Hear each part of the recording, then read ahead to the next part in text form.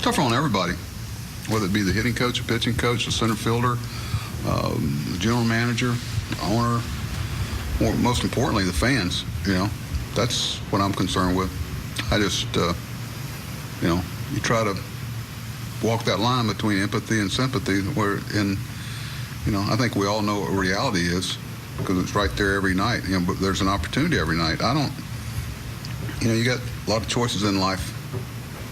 How you're going to treat people and how you're going to try to be consistent in it. And these are the times that really, I think, separate players, coaches, managers, everybody, because it's pretty easy.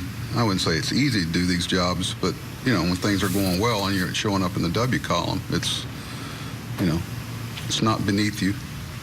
It's this game can beat up on anybody. I didn't need to have the period we're in right now to remind me of that. So, I'm lucky to have a wife that waits up on me at night, and she don't want to talk about baseball. She cut 10 acres yesterday on the tractor, planted collard greens and tomatoes. So at least we'll be able to eat. No meat, though, unless we do something with the donkeys. I wouldn't do that. Sorry, Kristen. We would never do that. They're lovable. What? In the stretch you're going through, is it particularly frustrating because of the track records of so many of the players? I realize day to day they still have to perform, but these are guys that have done it for a long time. Yeah, there's so many things that are the same, whether it's the baseballs, the bats, the coaches, the hitters, there's so many things. So it's humbling, to realize that, what always appears on paper doesn't show up every night. It's a reminder how much the human element plays into this game. But it's like the trust factor. But it's like they say, I know the good Lord wouldn't give me more than I can handle. I wish He wouldn't have so much confidence in me. It's kind of that way with players too, a little bit. I'd really like to see some of these guys let up for air, because if you could see what I see behind public eyes, so to speak, it's tough on them, especially when you've had the success they've had.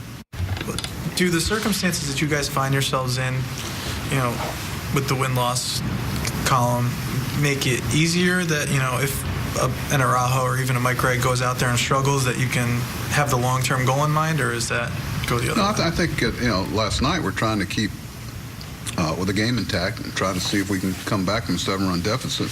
And we're also trying to make sure we keep everybody healthy down the bullpen. Mike had 5 days off, so he was capable of throwing. I didn't want to take him past 75, 80. Araujo had 2 to 3 days off, I believe.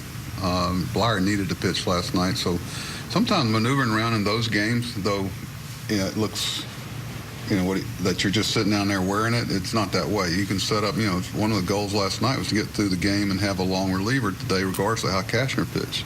And that it was Castro. We almost had to bring him in. And Mike had a couple of days. But, no, at this level, for the most part, it's about getting people out. That's, part of development, especially with the number of innings and opportunities that, some of the people you're talking about have already had. It's not like, Rojo's different, some of our other guys that have they've had a lot of opportunities. They need to take it and run with it, regardless of how it presents itself.